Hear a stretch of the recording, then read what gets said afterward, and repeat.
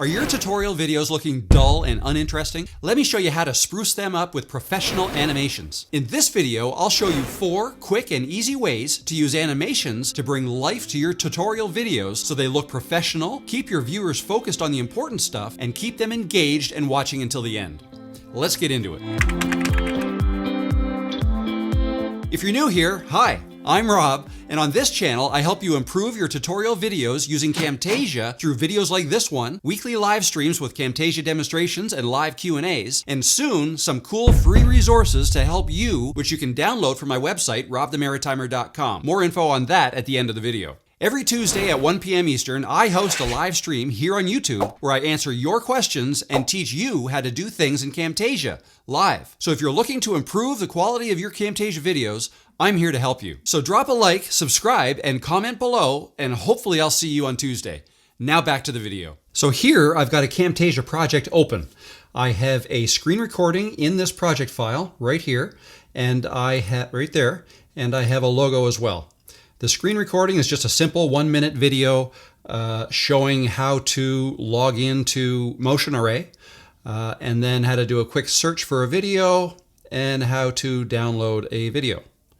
Okay, this video is not sponsored by Motion Array, although I love the website. I get a lot of my motion graphics and sound effects and whatnot from there. So now, the first animation that I use in just about all of my tutorial videos that I make for clients, the first one I use is an animation of the intro. And what I do is I animate their logo, my client's company logo, onto the screen before the screencast begins. So let's come here in Camtasia, grab this logo, and drag it down to the timeline. Okay, we'll put it right at the beginning. Now I want to make sure, I usually make sure this is 5 seconds. It doesn't have to be 5 seconds, whatever you want, but I will right-click the logo and click duration just to double check. Yes, it's 5 seconds, so that's my preset. Then I'm going to drag the screen recording to the end of the 5-second logo so that it occurs after the 5 seconds. What I want to do is I want to resize this logo to the size I want it to be for most of the intro. So let's use this scale property here and bring it down. And I'm also going to bring it up a little bit because I want to allow room for text at the bottom. Okay, so now let's get into the animations. I'll zoom in on the timeline a little bit here. And we want to look for either the scale up animation, or what I do is I use the custom animation. So you'll find those in the animations tab, right up here at the top where it says custom. That's what I'm going to use. You could use the scale up one. It does kind of the same thing. But custom allows you to do whatever you want, really. There's a lot more flexibility. So that's my go-to animation.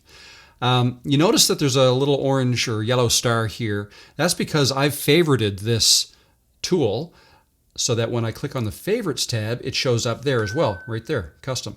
So all of the tools that I use most of the time, I have here in my favorites tab.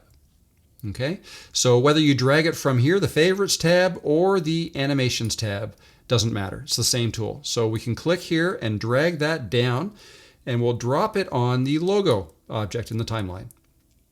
Okay, I'm just going to... Here is the animation arrow, okay?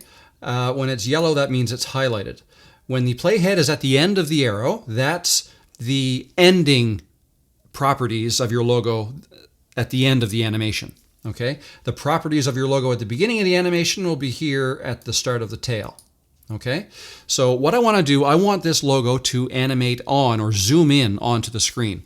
I want the scale to animate from 0% to this size that we just set.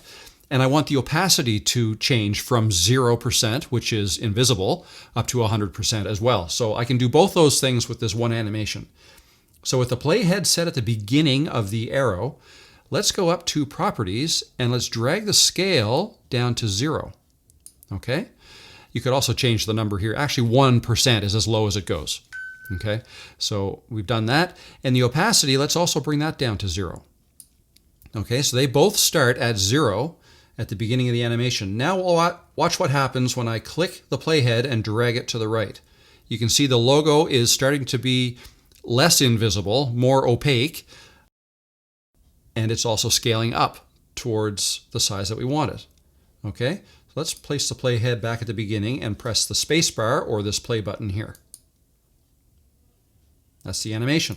Now, one change I want to make to this, I don't know if you could tell, but it started and stopped abruptly.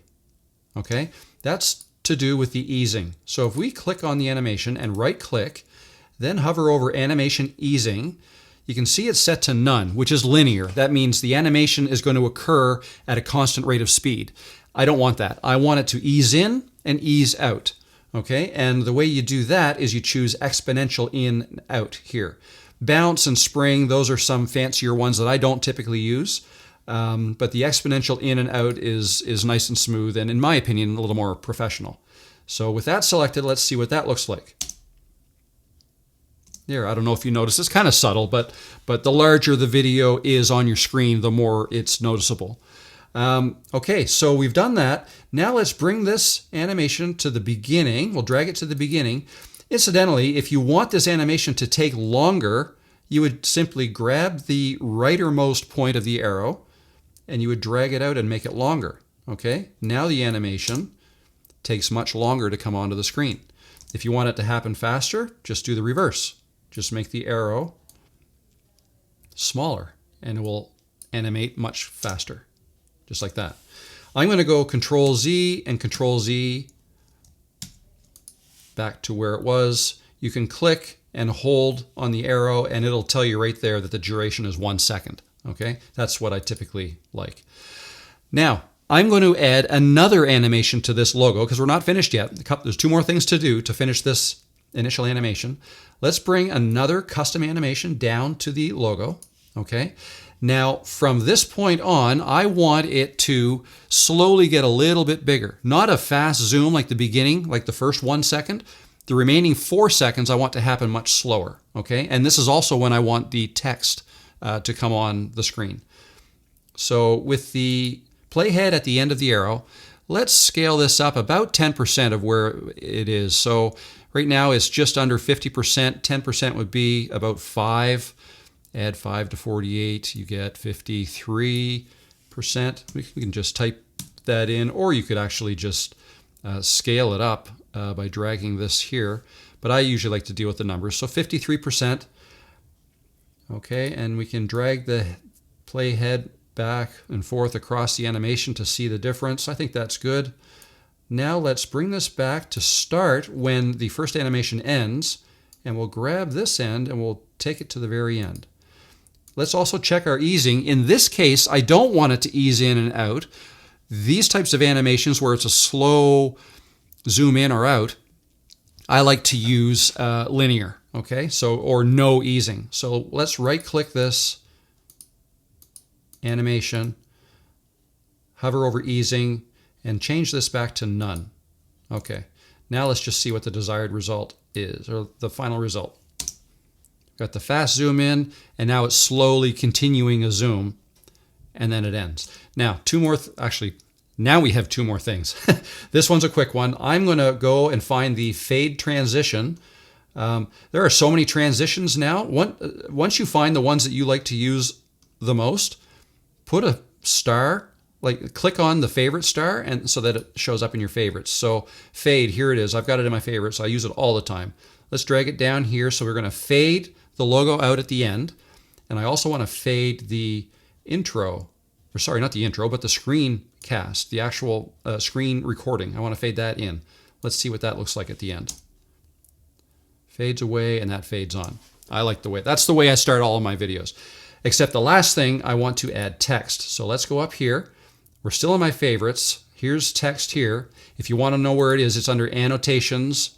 You would have this text call out selected, and you can see my star here. It's one of these text boxes. There's other text boxes you can choose from, but this is the one I use. So we click and we'll drag that on. We'll put it above the logo, and I'm going to match the timing so that the text comes on when the first animation ends, and I want that text to, actually let's type the text first. First of all, you can hardly see it because it's white on white. So let's highlight it. let's change it to a color. We can go blue. Let's go black with this. Okay, and now let's drag it down. You notice that I have canvas snapping on. If we go up to view, enable canvas snapping. If that wasn't on, it'd be much harder to find where the middle was. Okay, so that's why I like to have the snapping on in most cases. So there, that snaps right to the middle. Let's make this, let's give us some more room to type here. Okay, make sure it's in the middle. Now let's highlight the text and let's change the size, make it a little smaller. And now let's just type in what we want the title to be. So we can highlight that. Let's change the text. Let's change it to bold. And that's a good size. We can play with the size till we get it just the way we want it. That looks good to me. Now, one last thing to do to the text. Let's take this fade animation and drag it down. Now, you can either drag it over to the end, where it'll put the fade at the end, or you can drag it to the beginning and drop it there. But since I know I want it at the beginning and the end, you can bring it down right to the middle and then release there. And that adds it to both the beginning and the end at the same time. So one last time, let's finish up this first animation. Let's have a quick look.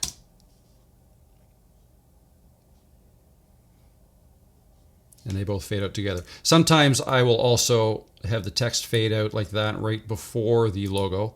It would look like this. Okay, so that's the first animation I wanted to show you. The second animation is zooms and pans.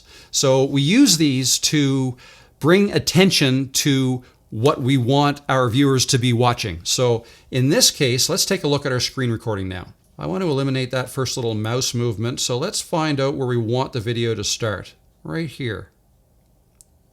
Right as the cursor starts. I'm going to split the clip here and delete this first part. I know I put the fade in at the beginning. We'll just have to add that again.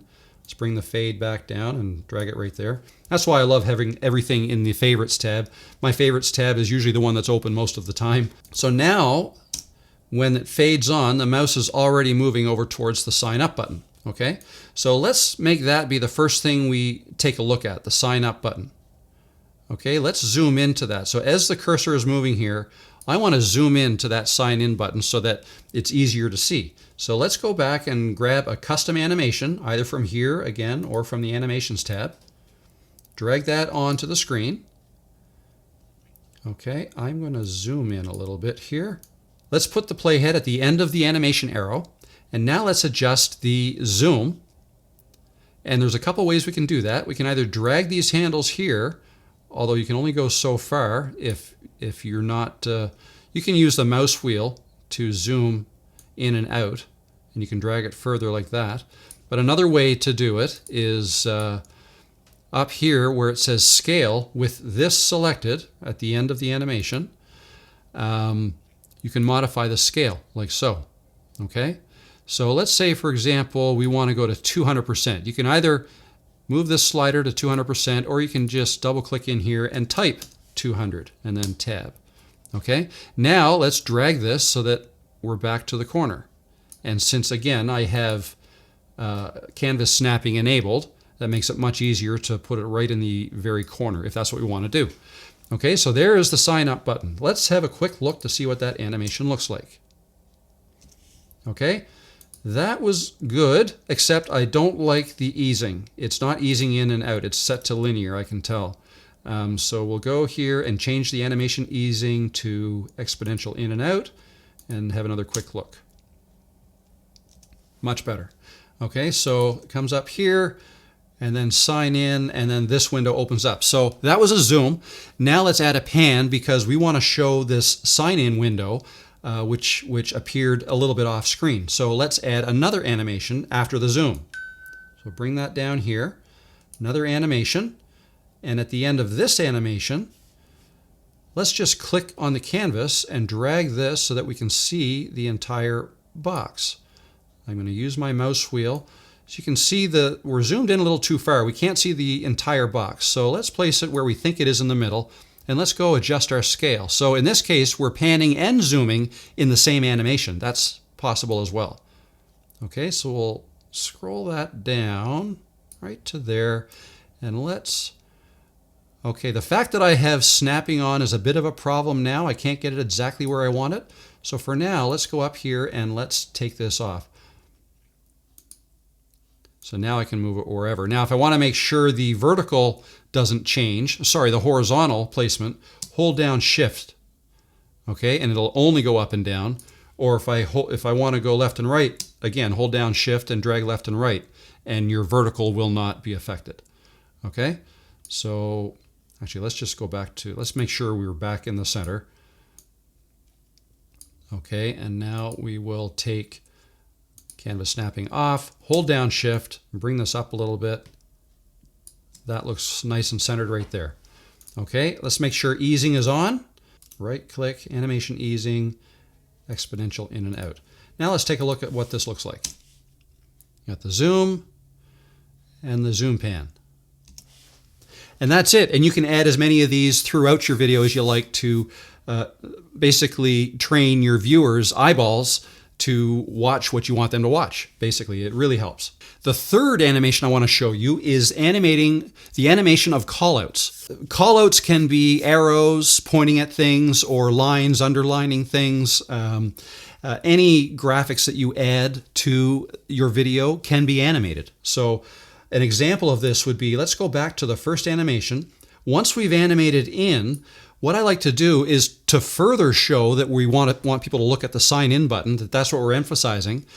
Let's draw a box around it. So we'll go up to annotations, okay? And then in here, let's click on this sketch motion annotations right here. And again, the one I use most of the time is right here. I've got a star on it, so it's in my favorites, and that's animating it's a sketch motion drawing a box. Okay, so let's bring this down and we'll put this right here to start right there. And you can see, it's hard to see it because it's yellow and it's thin. So we can change the color with the sketch motion highlighted. Let's come over here. Let's go up to the properties and select the callout properties. We'll change the color. Let's go with a red. And then let's change the thickness. Let's just drag it up until we can see it better. That looks about right. And then let's just play that back. First of all, it's not happening in the right place. So let's, before the next animation happens, let's highlight it and let's drag it into place. So we want to draw a box around the sign in button. So we'll bring it up to there. We'll grab the handles and just resize it to fit.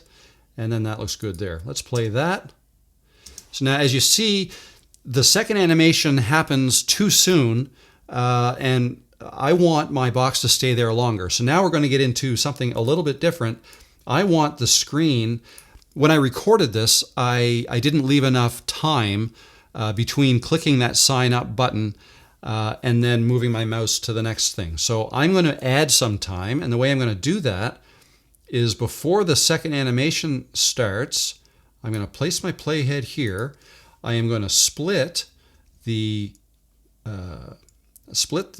screen recording. You can hit the S shortcut key, or you can use the snip tool here. And I'm going to drag this over.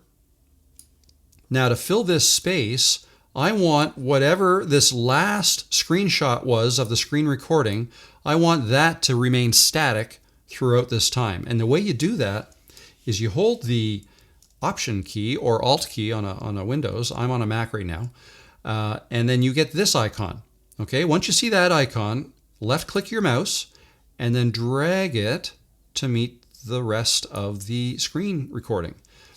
And as you'll see, that just filled in the blank with a static screen shot before it moves. See that? Okay, so now let's make this sketch motion smaller, not smaller, but occur faster. We want it to end before the next animation. So we'll make it smaller in the timeline. Let's see what that looks like. Draws the box and it fades away. See, I added a fade away to the sketch motion at the end, which is the way I like to see it disappear. Okay, so that's one way to animate a callout.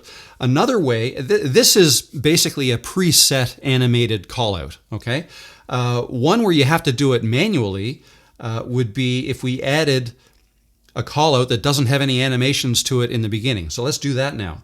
I'm going to grab an arrow. See this one in my favorites? Again, you can go to annotations, and if you clicked arrows up here, you'd find it right there. There's my star. That's the one I use most of the time, but there are dozens you can choose from. So let's drag this arrow down onto the timeline. And now in this case, what do we want to point to? Well, we drew a box around sign in. Okay, so now then we panned and zoomed over to here. Let's draw an arrow to this Google button here, let's say. So once the panning stops, we'll put the playhead where we want the arrow to start. And then let's just resize this a little bit and drag it so it starts at the playhead. Okay, now let's steal it. I'm going to use my mouse wheel to just zoom in a little bit.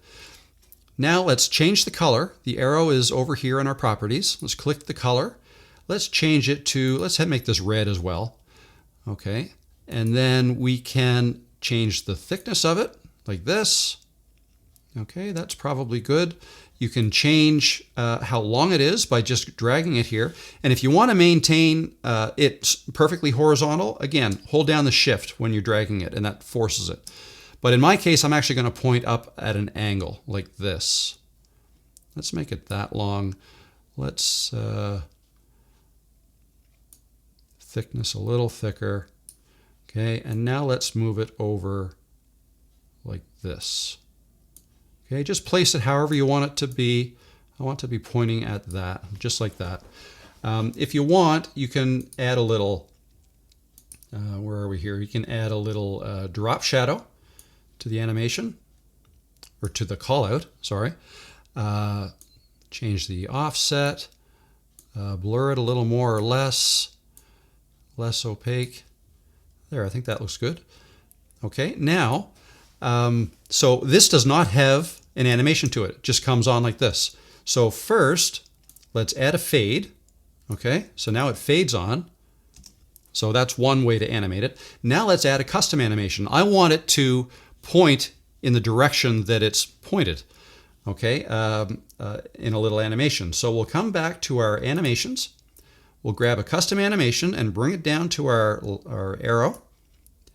And this time we want to modify the beginning because it's already where we want it to end, right here. So let's change the beginning of this animation. And what I want to do, I want to click and drag the arrow back away from the button I'm pointing at, basically in the opposite direction that the arrow is currently pointing. So it would look more natural that way. So let's click and drag it in the direction that the arrow came from, just like that. And now let's reposition it like that. So it's going to fade on while it's moving. And let's see what that looks like. I think that looks cool. Except at the end, let's make it fade away. So let's go back up to our favorites and grab a fade and drop that there. So now let's take a quick look at both of our animations. Got the box, then it moves, and then an arrow, and then it fades away. And then we click that button. That's it. That's the third way. Now, the fourth animation I want to show you is a little more complicated, has the most effect, let's say. So let's go take a look at that one. So what I call this one is the 3D screen effect. Let's first quickly add a custom animation to our screen to bring it back to full size. So a quick way to reset the scale and the position is just to hit this little circular arrow like this. That brings it back to 100%, and click this one here. That snaps us back to the beginning. 100% scale and positioned correctly. So let's just take a look at that. And it did that with an animation.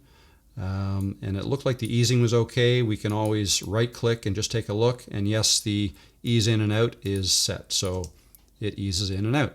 Okay, so now at this point, here's where I want to add this 3D screen effect. Let's drag another custom animation down here. Let's say we want it to start right there. Put our playhead at the end of it, at the end of the animation. Okay, now the 3D screen effect, the way you make the screen 3D is you manipulate the rotation values and the position values. Okay, so you can there's a couple different ways you can do this. The position, you can simply click and drag the screen wherever you want. Control Z there to reposition it. And the rotation ones, you can either enter values in here for the Z, I'm in Canada, Y or X axes, or you can click and drag these little wheels here to manipulate them like that. And you just play around with these. So that's rotating along the Z axis. This is what it looks like to rotate along the Y, and then this rotates around the X. And you can also skew it a little bit with this skew value right here. Okay, that's kind of cool sometimes. So depending on what look you're going for, you might just want to play around with these.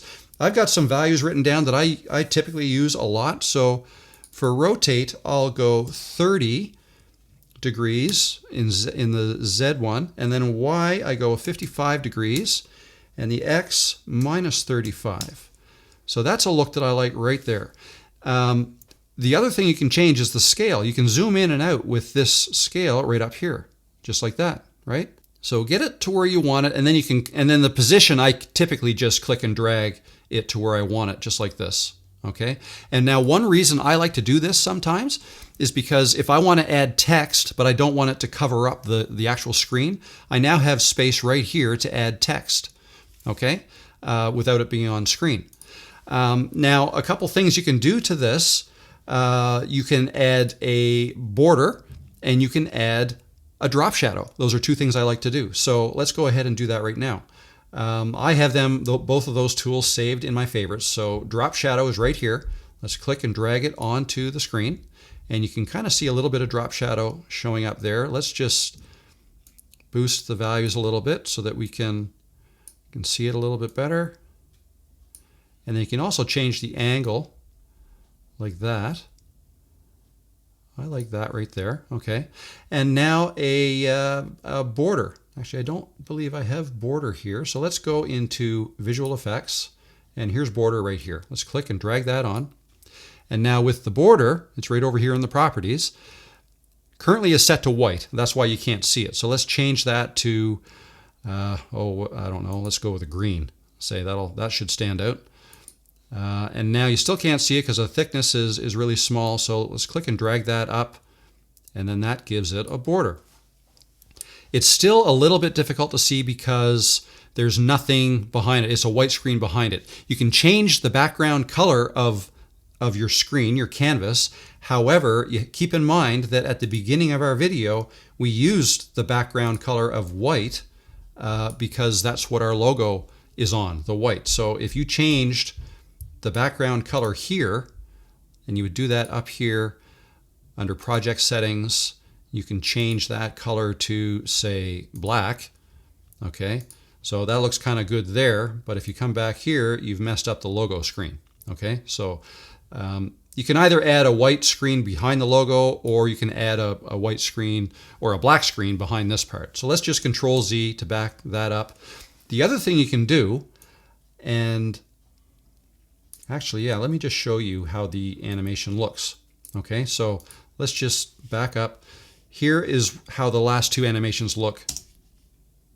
You zoom back out, and then we animate it. Doesn't that look cool? And then with the screen positioned like that, you can see there's still clicking going on. Okay, now I might want to lower that a little bit because you can't see quite what's going on there. So let's just click and drag it down a bit so we can see up there. And now let's see what that animation looks like. Cool. So now the other thing you can do is add a dynamic background behind this. So, and the way you can do that is before the animation starts, let's put the playhead before that animation starts, and then we're going to want to add behind it. So let's add a track below this one. Behind it means we have to put it below this track. So let's right-click track here, insert track below. That gives us room for another track down here. Now down here we want to put a dynamic background. So let's go find a dynamic background. We'll come into our media bin here. let's go to the library, dynamic backgrounds right here. And then let's just go and find one, radial lights. Let's click this one and drag it down and put it down here. Okay, you can't see it yet because it's behind this video, but once the animation starts, you'll see it. So let's see what that looks like. There, that's kind of cool.